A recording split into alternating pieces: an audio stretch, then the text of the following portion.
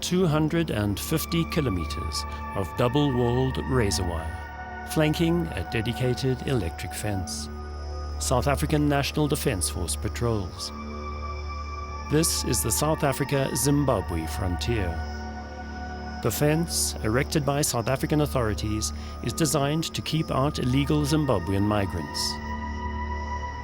Political activists escaping persecution by President Robert Mugabe's regime, or simply refugees, driven by desperation, unemployment and starvation, breach the fence daily. In the process, men and women of all ages, as well as unaccompanied children, risk their lives and fall prey to bandits known as Guma Guma. Running this gauntlet, desperate for a new way of life, the refugees are systematically robbed, raped and brutalized by these Guma Guma, who often pose as guides. This is one of 5 shelters for rape survivors, run by Medicines Sans Frontiers in the South African border town of Musina. When they cross the border through the river, they meet unknown men and women who are called Guma Gumas. They rob them of their money and rape them in order for them to gain access and entry into South Africa. Some of the women are getting raped, up to 5 men raping 1 woman, and others are raped in front of their children. Others are forced to have sex with relatives, like a mother and a son crossing the border. They are forced to have sex, and the unknown men will be armed. So because of fear of death, they are forced to do it, and the ratio is 50-50, male and females. The brutality and humiliation meted out by the so-called Guma Guma is systematic. Men are also victimized. Yeah, they get raped as well, and others are sodomized.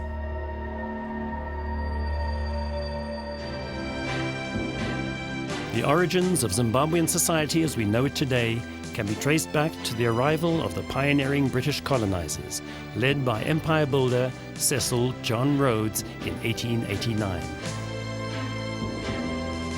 A ruthless industrialist, Rhodes secured by deceit a mining concession from King Lobengula, the Ndebele ruler who claimed dominion over most of the territory between the Limpopo and the Zambezi rivers at the time. Rhodes used this concession to secure a royal charter from the British Crown.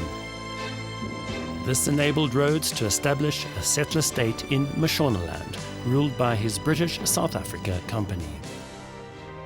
In 1893, the settlers waged war on King Lobengula. Lobengula's forces were defeated, and Bulawayo, the Ndebele capital, was sacked. Victorious, the settlers carved the defeated kingdom into farms and mines. The Ndebele national herd was seized and distributed as war booty. On the ruins of Lobengula's kraal, the town of Bulawayo was built. In the process, the foundations of the last outpost of the British Empire, Rhodesia, were laid.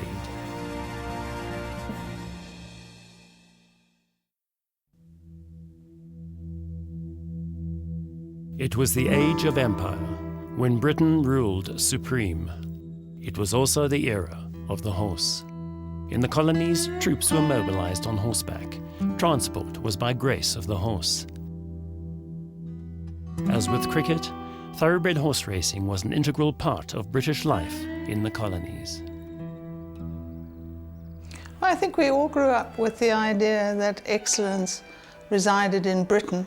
So therefore, excellence was our British identity rather than our African identity.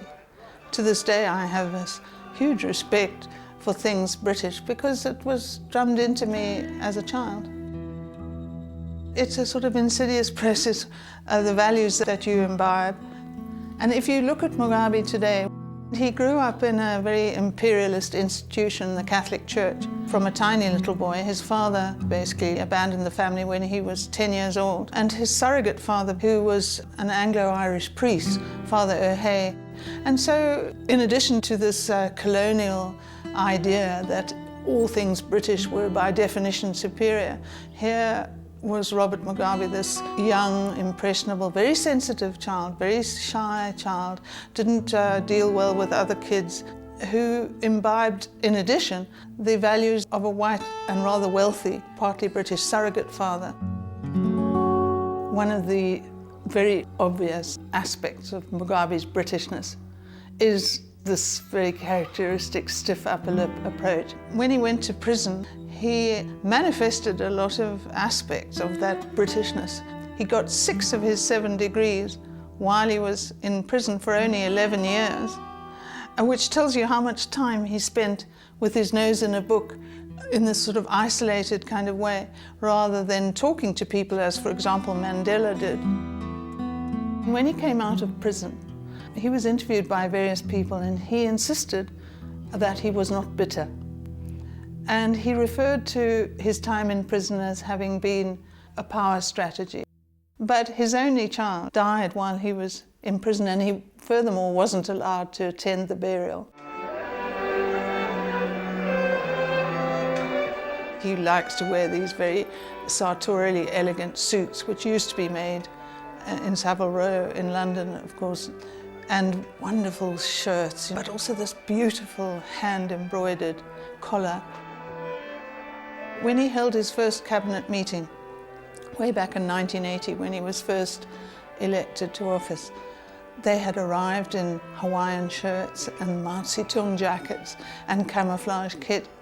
And right at the end, having listened to all of their comments, he said, well, that was a good meeting, we got off to a good start, but if you want to be cabinet ministers, please dress like cabinet ministers. And nobody even had to inquire what that meant. What that meant was you must look as though you rule from Westminster. Not quite Westminster, however, was the autocratic style developed over the years by President Robert Mugabe. In 2005, targeting informal settlements and street traders representing the poorest of the poor, President Mugabe implemented Operation Murambatsvina, a forced removal program which uprooted and displaced some 700,000 residents and street traders. He's not psychotic. He lives in a reality bubble, which is a kind of madness, but he's not clinically mad. What he has is an ambivalent identity. So he's half British and half African. But the problem is that the one half of him despises the other half.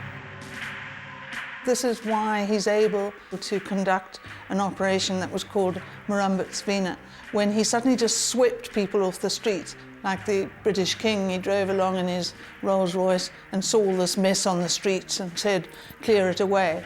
But part of him was repelled by what his African people represented to him when he was looking from this lofty height, this Britishness. The land invasions of 2001 were initiated by disenchanted war veterans. It wasn't long, however, before expedient thugs, including President Robert Mugabe himself and his ruling elite, got on the bandwagon. We have been through a very tough time in the breeding industry. 7 or 8 years ago, we had 35 breeders in Zimbabwe. Today, we're down to 8 or 9. So we're a depleted mob. And I am surprised at the resilience of those who've managed to keep the industry going. I've managed to survive on this stud because I'm in Harare Centre. The guys who were in rural areas didn't survive because their farms were taken. That, I think, is the long and the short of it. If you were in a reasonably protected area as a breeder, you could survive, but if you were very rural, you couldn't. My brother was kicked off his farm, which was a major blow to him because he was a top farmer. My mother and father left by choice because they were the only people left in the district. Basically, we had a few problems for a few years, but 2004, 3 months prior to us moving off, we knew it was going to happen. So they basically moved everything out of the house and they were living in a shell, really. I think they were just waiting till the order came. So when the time came, they were prepared. We were given the day to get off. I was 15 years old when I went to war. For us to fight to gain back the land, it is a historical necessity. there was no way of regaining the black man's dignity in Zimbabwe without taking over the land, without redistribution of resources, be it land, minerals, industrial profits, or whatever. The people of Zimbabwe have got to have a stake in that. Nationalists, for your own information, nationalists are not for that. We are busy fighting ZANU-PF nationalists because they had abandoned the liberation agenda. The whole of the 1990s, we were staging demonstrations. We are the people who fought for the war, and we know what we were fighting for. They had gone into an alliance with the white farmers at Lancaster. Dennis Norman was sent by the CFU to go to Lancaster in order to make sure that the interests of the white farmers, of the white settlers, were protected. He actually went there specifically for that purpose, and he did that so well in getting into an alliance with the incoming leadership. And that is why Dennis Norman was made Minister of Agriculture for the good part of the 1980s, to protect white interests in land.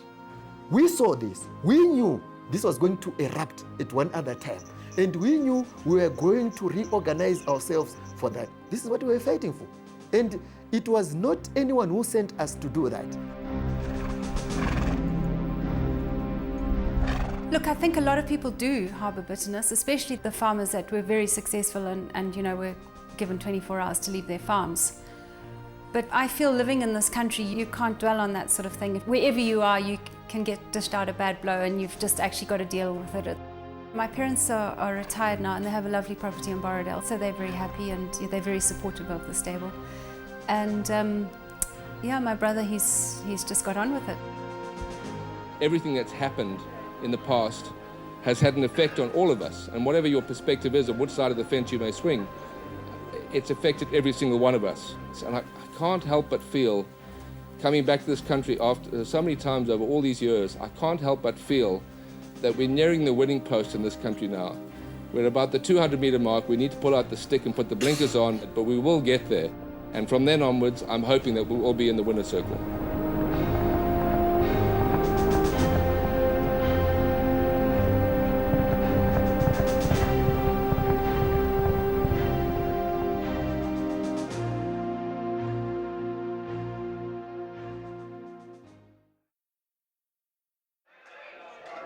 Racing, of course, as is well understood, has been predominantly a white sport in this country. The Turf Club over many years has done a very great deal to integrate it as a multi-racial sport. But by and large, owners of horses have not been black people. The president of this country is the main patron of the Mashonaland Turf Club and has often come racing at Borrowdale Park. In fact, we had a race named for the president in the form of the Independence Trophy, which has been running for at least 25 years. Apart from anything else, racing provides huge employment through the knock-on industries and a good sport and major revenue to government. Things have turned. It's not a great deal better, but it's better. We are now in a US dollar-based economy, so we're able to freely buy stock feed, medications for horses, equipment, all the things that we need. Whereas before, we couldn't buy anything, and breeders were going down because they simply couldn't control their expenses in a runaway inflation environment where the Zim dollar bought nothing. And where local grain was not available, hay was not available, oats wasn't available, it was extremely difficult for breeders to keep going in that situation. That's changed. It's changed the place dramatically. I mean, effectively, everybody can now at least predict where they're going. If you look at it from a racing perspective, to take Lisa's yard, for example, it's just so good now to know that your wages are going to be the same every week, and you know what you're going to charge your patrons, you know what it's going to cost you to renew your colours. Everything's predictable now. There was a time when we were still being paid out in Zimbabwe dollars, a horse could win on Sunday and we'd get our money by Wednesday and it would be worth 2 packets of cotton wool and a bottle of Bluestone, and I'm not exaggerating. Now at least if we win a race, we pay 3 or 4 months keep. And, that's a big help. It gives us something to do. Harare's a village, to be very frank with you, and there's not much else you can do. And even if it's only a couple of times a month, to have that enjoyment, to come and spend time with your friends, just gives you that bit of an uplift. And you've got to understand, in Zimbabwe until very recently, it was very difficult to even want to be here. I want to escape, really. Everybody's had their own struggle, but we've stuck it out together. I didn't even mention the grooms. The grooms have struggled big time here. The grooms that I've got working here, they battled more than we did with what happened, because they starved and they were hungry and they were cold, and they battled more than the people who had a roof over their head. Poverty. You see, there was no food in Zimbabwe. Inflation was getting high every time. Even if you was getting, you get your pay after 2 days, it was like 10 rand. We couldn't survive with that money. We could sleep without eating, and then the baby wants to breast milk. It was so difficult. You could just hear that you can't stand. My joints were weak. I couldn't stand anything there. I came through the border post, but the problem was this baby. This baby didn't have a passport. I had a passport. I spent a lot of money there, paying the officers so that they could allow me to pass with the baby. I paid the first 100 rands, and then there were like 3. I paid the second 100, and then I paid the third one. That was 300. And that was the money that I had. It was finished. Yeah, I had to bribe them so that I can get through. And that's what a lot of people, they do. If you take a guerrilla like myself, I was 15 years old when I went to war. I fought the war with the peasant masses, with the workers. I was injured in Manicaland. The people who carried me from that battle were peasant masses. We had so many other battles, and the actual people who were nursing us, who were feeding us, were peasants, workers. That creates a very special bond between a freedom fighter and the masses, which you cannot gain by reading, which you cannot gain by listening to the radio. That is a major difference we have between nationalists and guerrilla fighters. I managed to get to Messina. Then Messina, I saw other Zimbabweans. They tell me that there was a warmer phase where people, they were staying there, showground. So I went with other Zimbabweans to showground. Life was difficult. They were sleeping outside. Sometimes it was raining. My baby was still like 4 months to 3 months old. It was in late August during the school holidays when I went to war. I was 15 years old. I crossed by myself. I didn't go with anyone. And when I got there, Frelimo guys tried to harass me to check whether I had not been sent as a spy and so forth. From that night, I slept there.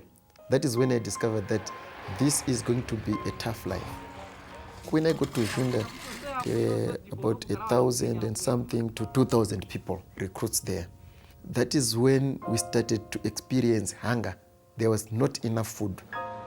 And then I managed to get in Aslam. They gave us free transport. We were given tickets for train, and 30 rand for me and 30 rand for a baby. At Junda, people used to walk up the road looking for peels of oranges, which were so dried up you don't know who ate it and how long it was dropped there. You will take that and chew. We had such bad experiences of hunger. And I remember when we got to Nyadzonya, it was during the rainy season. We didn't have enough blankets and there was no shelter. You could have a downpour at night when you are just having a blanket on you, a very thin blanket. You would wake up, wring it, and then sleep again under that wet blanket. We ended up even experimenting on what to eat. Some people started eating certain bulbs which poisoned them, things like that, because we were experimenting on anything that could be eaten. And then a kudu would just come up and so forth.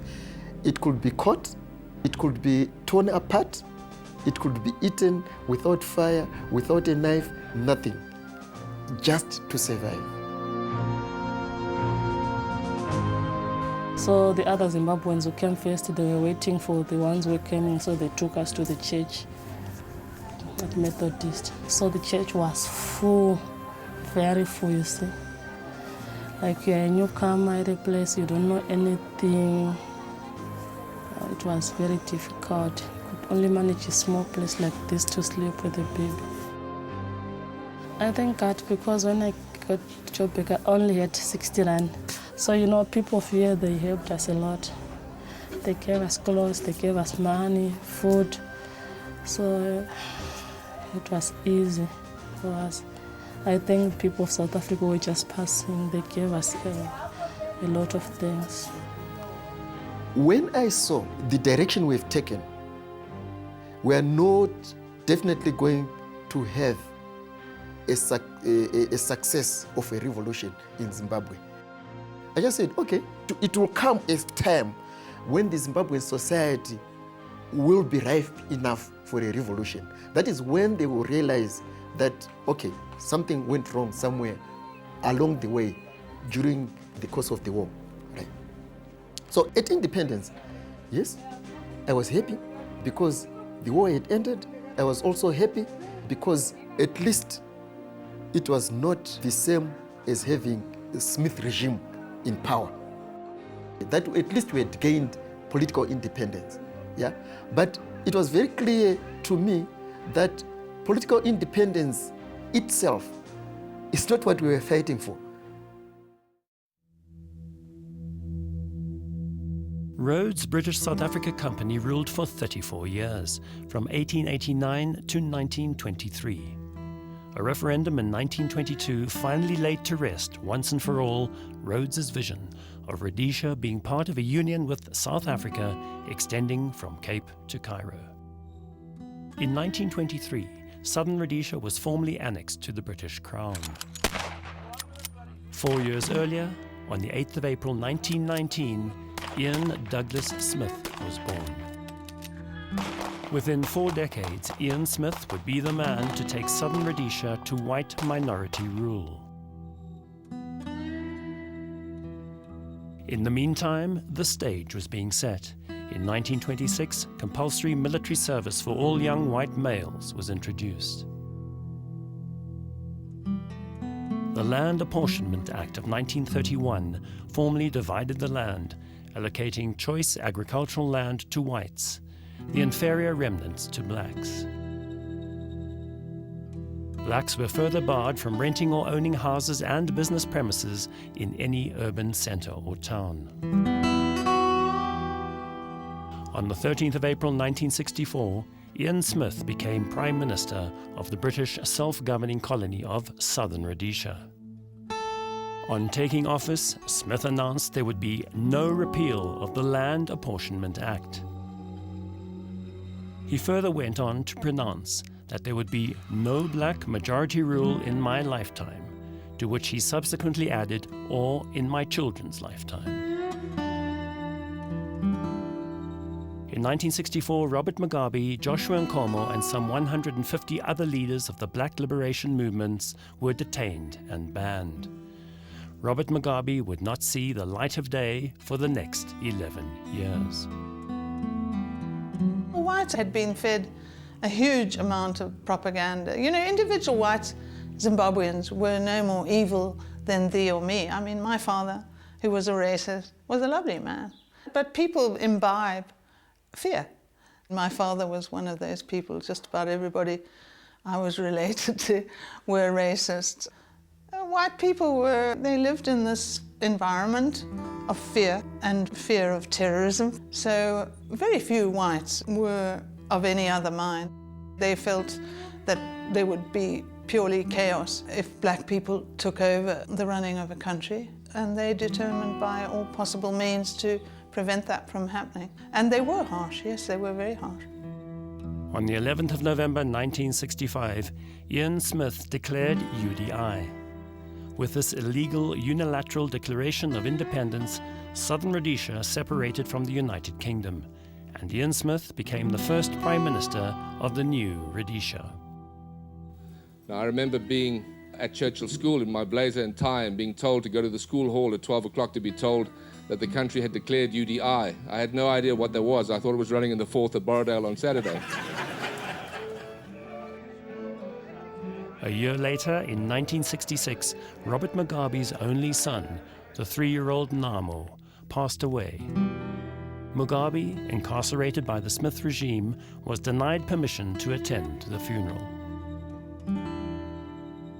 My growing up had a lot of experiences which continued to make me feel that I had at one time to stand up against the white man. When I actually made the decision to go and fight, is that when I did my grade 7, I came out with a first grade. It was a very good pass. I got a place at St. Mary's Hunyani for secondary schooling. But when I went there, my brother couldn't pay for my school fees. It really disappointed me because I was so eager to get educated. I then decided that no, if I am going to be educated, I should go and fight. When we come back, then education will be free and we could be educated. That is the major turning point for me to decide to go to war. After training, I first got into the front. I had a few battles there and I was injured at one of the battles. Then I went back to Mozambique. But now, coming back to your question, that's really something quite important, a question. Why was I fighting? For who was I fighting? In theory, you would not get a gun before you knew why you were using that gun. That was the principle. So we went through basic political education, which covered the history of colonization, land dispossession, the laws, use of state machinery. You had to understand the position of the black people of Zimbabwe. Why? Why are they in this condition? And why is it important that the war we are fighting is the war to emancipate, to liberate those people? And what should be the relationship between you as a soldier and those people? How you should aim to alleviate whatever suffering they have. How to build a state that would advance the interests of the poor, the interests of the working class, the interests of the peasants. We then also began to understand the faults, the weaknesses of nationalism, because when I went in 1975, it was at a point when the guerrillas disowned nationalists. They were very remote. What we were doing, what experiences we were going through, they were not there. They were trying to destroy these ideas about socialist construction. One of the most popular slogans was "Forward with the workers," Bamberinewa Shani, because we were advancing the worker-peasant alliance and worker-peasant dominance in the revolution.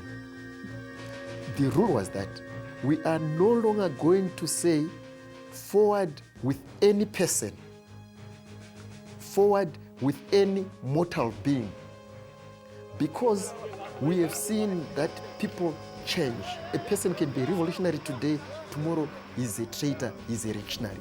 So we're never going to say forward with anyone unless that person is dead and he has died a revolutionary. So when that worker-peasant orientation was being removed, it was being replaced by a very profound personality advancement or cult. And actually, it was only one individual. It was a drastic change of the ethos of the war and of the revolution. Now we should say Pamberina President Comrade Robert Mugabe. And so when Mugabe came to power in 1980, which was the worst nightmare of white Zimbabweans by and large, people thought, that their lives had ended. Many of them jumped into cars and drove to the South African border. But others, of course, had time to reflect. And Mugabe came on television in his lovely suit, with his lovely diction and his little jokes, and reassured them. He gave a statesman-like speech, and people thought, well, this chap's not so bad, let's give him a chance. But they had to be pragmatic as well. Not everybody could flee. And over the initial early period, Mugabe went to extraordinary lengths to reassure whites. When the Lancaster House started, there were nationalists who were at the helm of those talks. The nationalists did not present anything about the fighting soldiers. the guerrillas. They did not present a single thing, whatever, in order to support the guerrillas after independence. They did not. We were not represented. The issue of land and the management of natural resources of Zimbabwe were not tabled the way they should have been if there was representation of peasants, if there was representation of the foot soldiers. Because definitely, to tell you, someone should have said, really, if this agreement is going to be signed like this, definitely this war is not going to end. You might feel it has ended, but this is a major grievance which is going to continue. Lady Soames and Lord Soames really liked Mugabe. And it's such an interesting little moment in history, because Lord Soames, being the last British governor in Zimbabwe, the symbol of the crown that handed Zimbabwe to Mugabe, went to great lengths to help him. They actually really liked him. And as a result, he flourished under this genuine respect, to such an extent that Lord Soames was able to prevail on Mugabe in the heat of this great moment of liberation victory, that he said to him, "Don't put the AK-47 on the flag, because your achievement is the ballot box." And actually, he listened to that and many other pieces of advice. But it was an example of Mugabe being able to be vulnerable with this man, who was actually his friend. I think it's a fascinating insight that all this goodness was possible in this same man, because he felt reassured and he felt respected. And if you look at Mugabe today, what he is howling out for all the time, for years now, is for British respect. That's what he wants. And it's such an irony, because underneath this publicly expressed hatred of the British is a deep love for the British. When I talked to him at State House, he nearly cried when I mentioned the British royal family. He really got tears in his eyes. And he talked about the Queen and how she had stayed with him at various times at State House, and her sister had come, and her mother had come, and her children had come. And he talked about them as a family that he was friendly with, which is how he thought of them, I think. In retrospect, I felt aggrieved. After the war, when you came back, can you imagine that after 5 years in the bush, someone just comes to say, "You're still here, you can go to your homes," just like that. We had no clothing.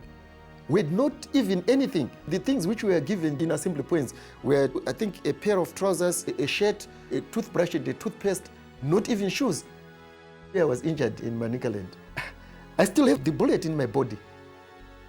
I did not receive anything, not even to say, for those who are fighting, if you have got any injuries, let's come and see what was the extent of the damage, so that if you have got shrapnels or bullets and whatever, we remove them and so forth. There was nothing like that. There are those who were maimed, who had lost limbs and so forth, and they just had to go to their homes. Their mothers, their fathers had to look after them, to even buy underwear for them. It was shocking. It was depressing. And you don't know what psychological effects it had. You had to battle to stay normal. When you are just put in such a social condition, where you are coming straight from the bush, you have got nothing, you don't know anybody, even the old ties which you had in your village are no longer there, because your relatives expected that when you come back from the war, we have lost this, but when you come back, being the people who have fought the war, you will come back and replace it. Or they had expectations, even much more than we did. And then there you come, you are a pauper. We were just relegated. I don't know whether there is any better term in English, because I'm not English. I don't know whether there is any better term to describe the way we were dumped by this government. So I think this is one of the gravest and most evil and most sinister things the post-independence government has ever done to people.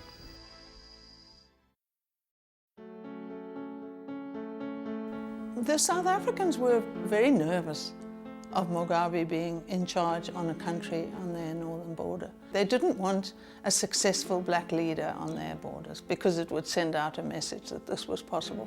And the South Africans wanted to destabilize Mugabe, so they beavered away from the word go to foment disaffection among Mugabe's enemies. And there was always an ethnic split there between the Shona, which Mugabe represented, and the Ndebele from the Bulawayo area.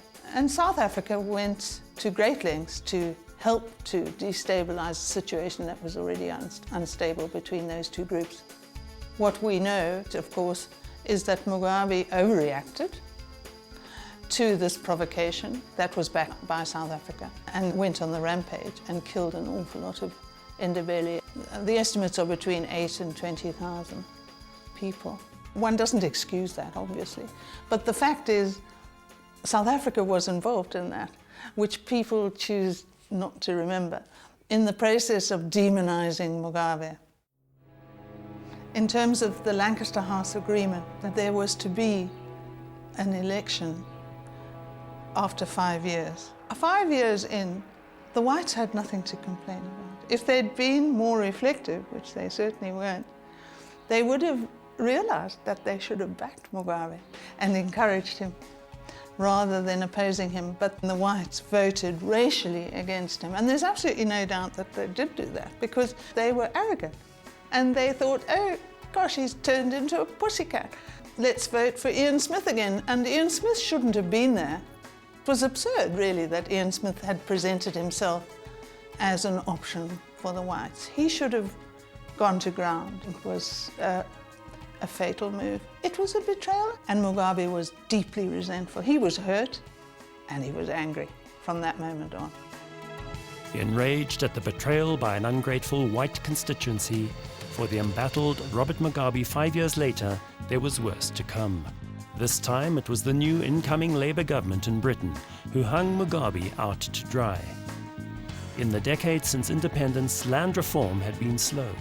By 1990, only 40% of targeted land redistribution had been reached. There was evidence that the Mugabe regime had misspent some of the funding received from the previous Tory government. Matters came to a head when the new incoming Labour government in Britain refused to honour the land reform funding commitment agreed to by the British government in the Lancaster House Peace Agreement of 1979. As a result, land reform in Zimbabwe ground to a halt. By 2000, Mugabe was under siege as the War Veterans Association took matters into their own hands and mobilized their cohorts to march on white-owned farms. Lawless invasion and seizure ensued. The British Labour, so-called New Labour, had come to power and announced that they were a new government. They had nothing to do with the colonial past, and they were not going to fund land redistribution in Zimbabwe, despite an undertaking by a previous Conservative government at Lancaster House. And Mugabe went ballistic. He felt this was a complete negation of their responsibility, that you can't negate what a Conservative government has done because you're a Labour government. That's absurd. This is one country, it's Britain. They should have backtracked on that, but they let it go too far. And it just got worse and worse. And Mugabe insulted them and they insulted him back. And it was all quite puerile, really, but there was so much at stake. Not really invaded, but we had groups coming on, chasing the horses, taking the poles down in the paddocks, so the horses getting loose. It's unfortunate that the land distribution is seen as land grabbing and so forth. No. It's trying to correct the colonial injustice which was there. And I think to those who have had their horses, most of them have remained, they have maintained their horses. And I'm sure it will continue like that. That's why the industry has survived. For many farmers, it was a nightmare. Horses were constantly on the move as breeders, under threat of invasion, moved their horses onto land of friends and family not yet under threat. Amidst all this trauma, the violence, looming anarchy and lawlessness, in 1998, on Golden Acres Stud Farm, a star was born, when the dam, Carne de Dance, gave birth here in this humble stable to the filly, Ippy Tombi. Coming in eventual, Ippy Tombi takes the lead, 100 metres left to go, it's Ippy Tombi in front, drawing clear at Paolini, and Ippy Tombi beat Paolini. Ippy Tombi was born normal fashion. She was one of many yearlings we had on the farm. I think there was a consignment of about 55 yearlings. A nice group of yearlings, but we had our interruptions at that stage. That group of horses at one stage, they took down 20-odd poles in the paddock, and they got out one night. It took us 3 days to find them all. Some of them had gone about 20 k's out onto the roads. It was terrible. So how she survived, I don't know. We found her after the second day. She was very footsore, had been running for hours. Yeah, lots of problems, and I'll take my hat off to where she is today. The chasing, but Ippy Tombi is clear, and she's going to win it for Zimbabwe. Ippy Tombi wins by 3 from Special Parade then. She was a very plain little bay filly that just was, there was nothing special about it. Even in the paddock, she didn't show speed, she was always one that looked after herself. But she must have had such a big heart inside there. You know, for even to survive and get there was a major thing in those days. Williams on their bicycle. First time out, Ippy Tombi easily broke her maiden at Borrowdale Park. She showed she was something special when she again won her second start in facile fashion. It's still Ippy Tombi, Captain Cash trying to rally late, but Ippy Tombi, she's a good filly. She wins it by 2 and a bit. 6 months later, with 4 wins under her belt, she took her first feature in South Africa with the SA Fillies Classic at Newmarket. But Ippy Tombi is clear, and she's going to win it for Zimbabwe. Ippy Tombi wins by 3 From then on, she remained unbeaten. In 2002, Ippy Tombi took the Durban July handicap. Key of Destiny, Angus, it's getting closer. Ippy Tombi's flying from nowhere. Key of Destiny, Ippy Tombi, Ippy Tombi. That was a surreal moment. I had Ippy Tombi from the start of her career until she left for South Africa. To see that little filly come, yeah, it was awesome. Very emotional, but very special. Special for the country, special for so many people who really needed something to hold on to at that time. In February 2003, Ippy Tombi hit the world stage in Dubai. But this classy mare is much too good. Ippy Tombi holding Royal Tryst at bay. The post comes up and the mare wins by 2 lengths. With her first international win, there was no stopping Ippy Tombi.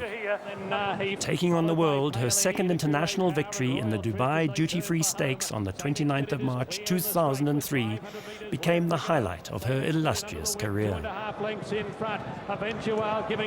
Dubai, the Little Bay filly, Ippy Tombi, once more showing enormous courage, went down in history as the greatest Zimbabwean export to grace the world stage, and one of the greatest horses out of Africa. Eventual in front, Ippy Tombi coming in Eventual. Ippy Tombi takes the lead, 100 metres left to go. It's Ippy Tombi in front, drawing clear at Paolini, and Ippy Tombi beat Paolini. Royal Tryst third, followed by... But the moment was bittersweet. Back home in Zimbabwe, violence, destruction, and a worsening dictatorship. And in Europe it was the same cry. We will not remove sanctions. Why? Have you guessed? Because their regime change policy has not succeeded. They wanted ZANU-PF and Robert Mugabe to be defeated. The problem for the British today is that he's still there, and he's very smart. He's old, and he's seen a lot of history, and he's got a very methodical, almost legalistic mind. So he understands hypocrisy very, very well.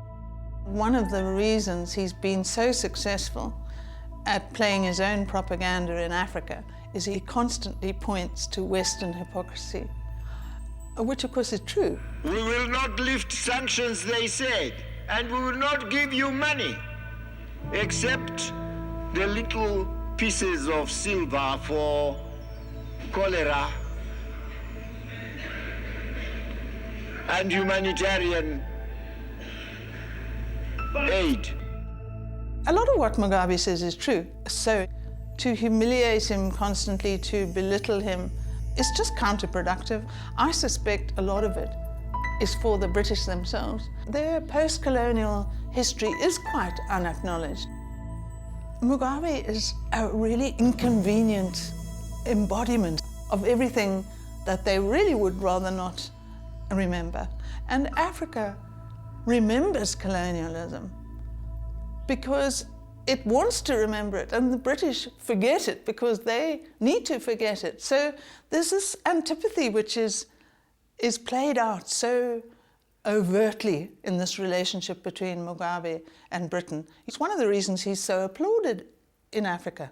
It's one of the reasons Africa has not dislodged him, because they endorse it.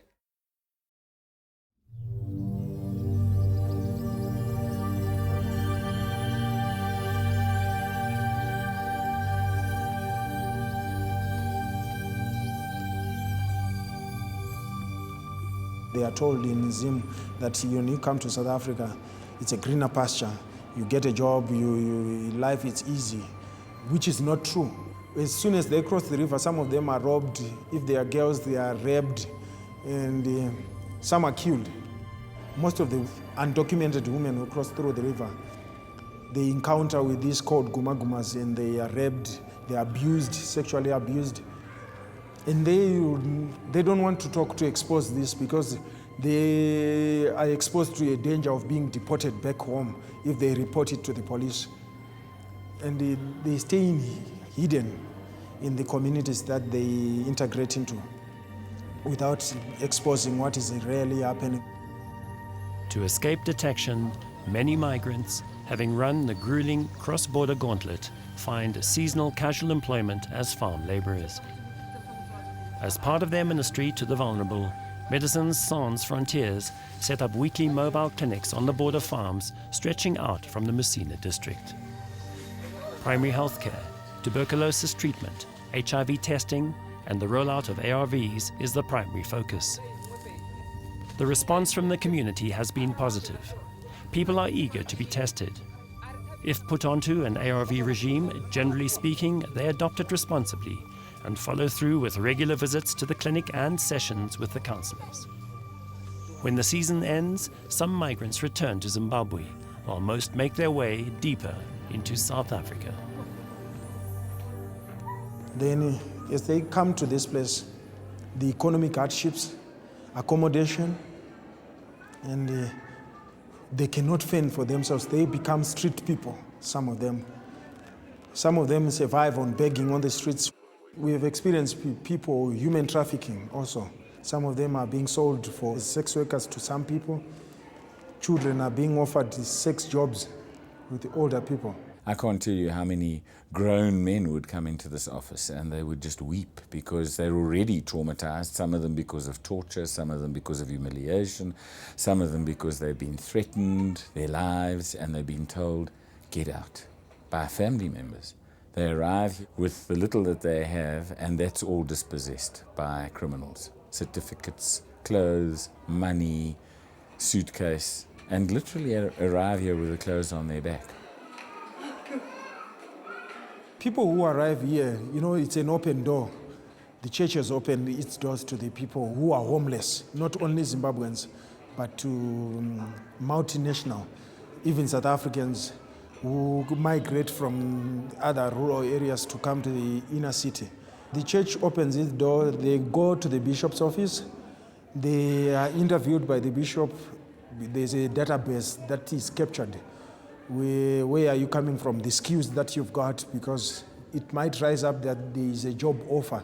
They would want to know who is in the building and what skills they've got. The very first thing is that it provides a reasonable place of safety. That does not mean that this is the kingdom of God on earth by any matter of means.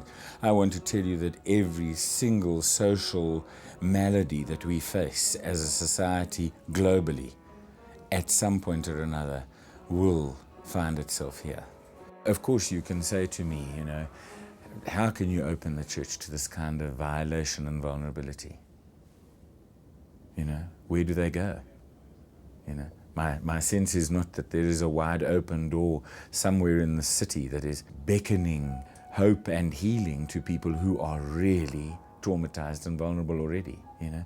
And what else does the church stand for? What does it mean when it says, I was a stranger and you took me in, you know? But one has to recognize that that stuff comes with enormous cost. If, however, unfortunately, there is an allegation that is leveled against anybody, whether it is ridiculous or not ridiculous, in terms of abuse or in terms of rape or in terms of any of that stuff, it is reported to the police immediately. We don't try and first work out the merits and is this possible. That's their job. We have 8 rules in the building.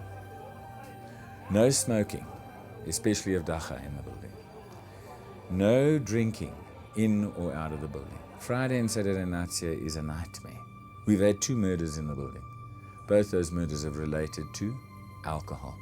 So, no fighting, no stealing, no sex in the building unless you're married and in the places where married couples are. You keep yourself and the building clean. You come to church every night at 7. And you must be involved in an empowerment educational program.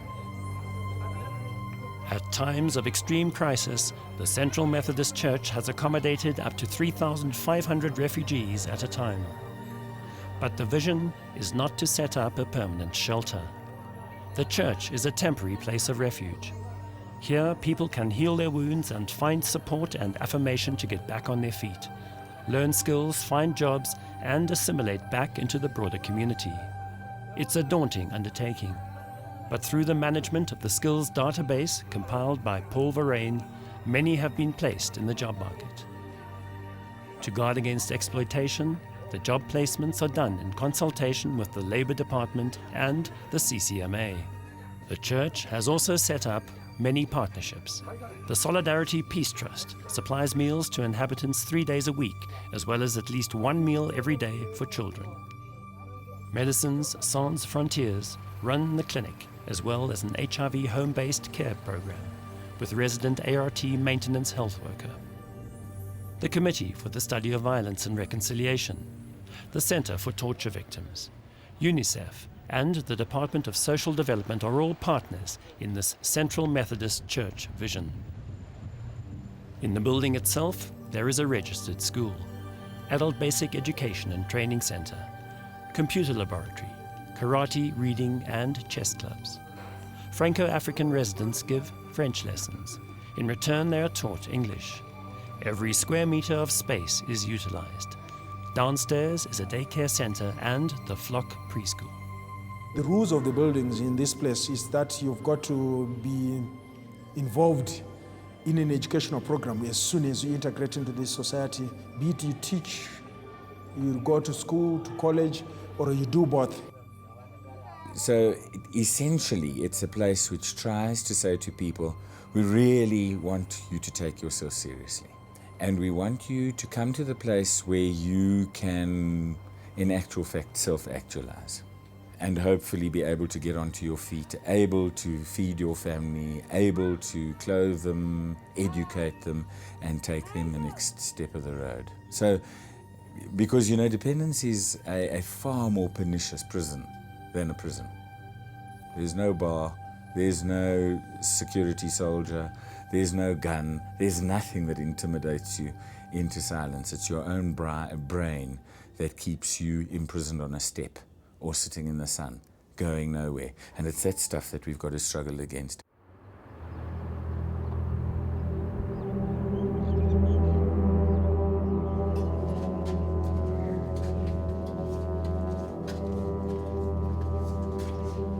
After 6 months at the Central Methodist Church, Latifa managed to secure a regular job at a nearby inner-city restaurant. She then moved out of the church with her baby into one of many derelict buildings rented out by inner-city slumlords.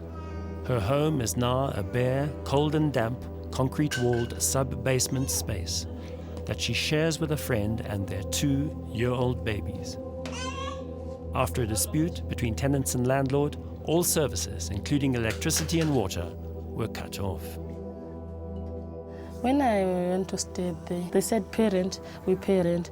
There was still electricity, there was water. But just after a few months, we were given the notice that the flat is near the stadium, so we can't manage to stay there since there will be this World Cup, because he closed the water, he closed the electricity. There's no water, there's no electricity. And then there's this tap at the parks where there were taxis. We were getting water there. So the truck drivers and those washing the cars, they hate us. They don't want to see us. They're taking water, fetching water. So they closed the water. Now they put the guards, security guards, to guard that tap so that we don't use the water. We're not safe, especially with these threats of xenophobia. It's not safe.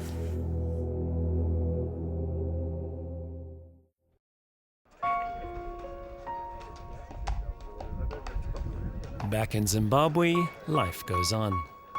For the horse racing fraternity, it's the start of a big day. The Borodale Park Golden Jubilee, a celebration of 117 years of thoroughbred horse racing in Zimbabwe. For many, it's a celebration of survival, a milestone of achievement and ultimate triumph in the face of tremendous adversity. My husband and I lived in the UK for 3 years. He loved it, but it's not the same, and we were happy to be back, and I don't think we'd ever leave. I could want nothing better for my daughter. I love it here. I think it can only get better. I hope so. I'm hoping we've been through the worst. We're all just hoping it does get better. I always say I wouldn't change the lifestyle I have for the world, because it is, although we're faced with lots of difficulties, it's quite easy to live here. You know, the staff are pleasant, they're, friendly, helpful people. I don't feel worried if I leave my children at home with a maid, or it's easy to get to the school, it's, 10 minutes from here. So, and we don't have the traffic problems that you face in other parts of the world. So, yeah, it's not a problem, it's easy. There's a huge community. I mean, so many young people live here, they've got their kids. And they love it. It's easy, the weather's nice, your kids can go out and play. In terms of schools, there's some great schools. I wouldn't think about sending my little girl anywhere else.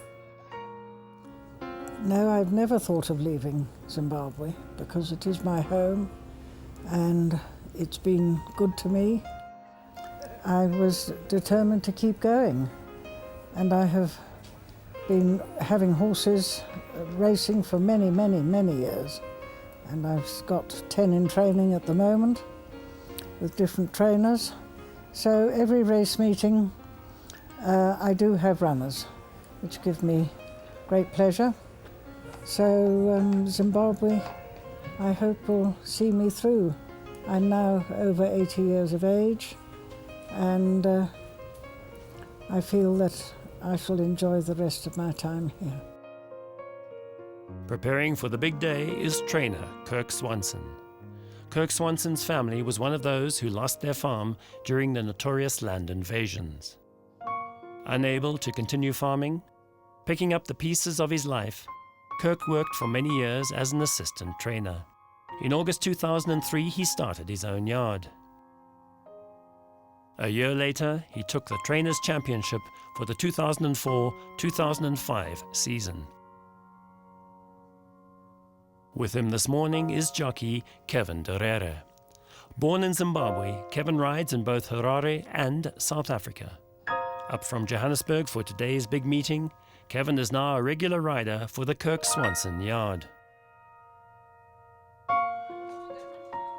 While back in Zimbabwe, Kevin Derere takes time out to visit his family, who, in spite of independence, some 30 years later, still live in a 3-roomed house in the township outside Harare where Kevin was born. Kevin's father, Prince, was a freedom fighter who fought in the liberation struggle for Zimbabwe's hard-won independence. 30 years on, for Kevin and his family, very little has changed, and his war veteran father, Prince, is today unemployed. In spite of their individual loss and pain from the past, Kirk Swanson and Kevin Dorere, getting on with their lives, represent the slender possibilities of reconciliation in Zimbabwe today, as they share together the joy of triumph, with victories in both the 5th and 6th races at this historic event on Golden Jubilee Day.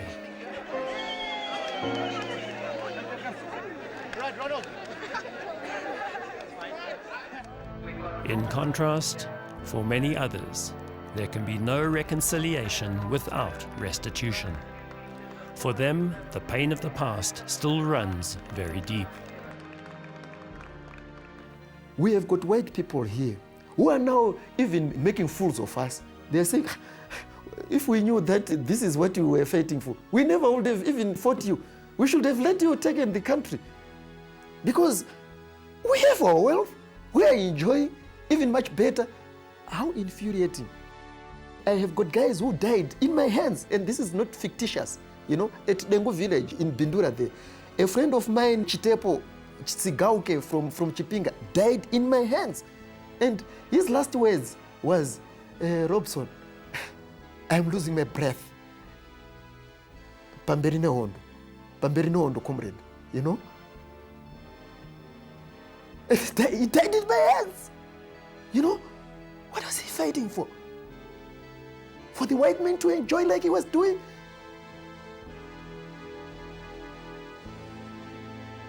And this is the issues which nationalists could not understand. They never experienced it. They don't appreciate that we went to war out of conscience. And we are not people who can easily let them be ditched. The actual peasants, let them suffer. What we only want is to make sure that what we fought for is going to be fulfilled. And one day it will. Now it's now difficult, more difficult, but I can't say I can sleep without eating. I eat every day, I do everything. It's better even if I'm not working here. I can eat, I can do what I want, rather than in Zimbabwe. Like now, sometimes I take the baby to the creche and then I go to Mayfield to look for piecework there to do washing. And then I come back. I can go there, I get 50 rand, and then it's okay. My plans now, my plans are to work here, maybe, I don't know for how many years. As long as I work, I don't have problem. Yeah, that's my plans, to work and organize money. Maybe if I go back home one of the years, things will be okay. While working, maybe things will be better. The elections go well. Yeah, not now. Now I don't have plans to go to home.